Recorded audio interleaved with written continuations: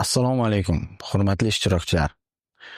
Ko'plab murojaatlarga binoan ikkinchi epizodni yanada oson qabul qiladigan tilda taqdim etamiz.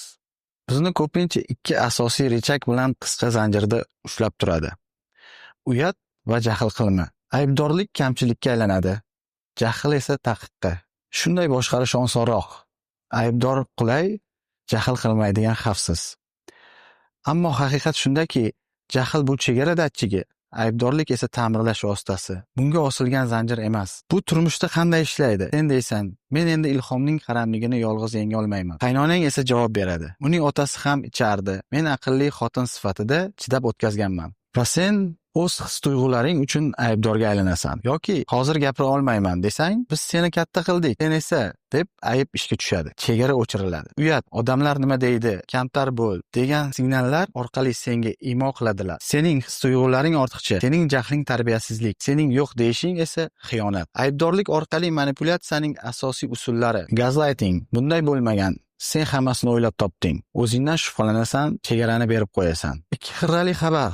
Rostgo'y bo'l va oila sirini chiqarma. Rostgo'ylik jazolanadi. Uyatga ishora, bizning ko'rinishimiz haqida o'yla. Sening sog'lig'ingdan ko'ra boshqalarning fikri muhim. Ichkarida nima bo'ladi? Ikki tanqidchi paydo bo'ladi. Katta yoshli diktorday, sen xudbinsan, haddan oshma, moslash. U haqdek eshitiladi, lekin bu haqiqat emas. Bu omon qolish uchun o'rnatilgan odat. Uni qayta o'rgatish mumkin. Nima qilish kerak? Qisqa va aniq. Yolg'on, aybdorlikni kes. Haqiqiy zarar bormi? Va'da buzildimi?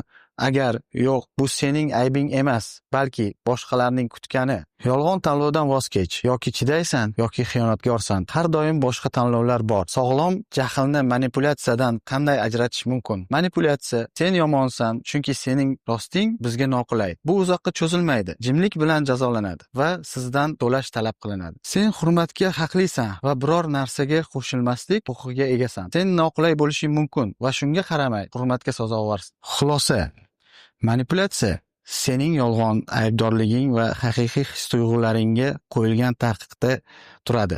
O'zingga jahl qilish huquqini qaytar. Bu signal chirog'i. Aybdorlikni esa faqat haqiqiy zarar yetkazganda qoldir. Boshqalarni kutganiga yoki hatto o'zingni qo'rquvingga emas.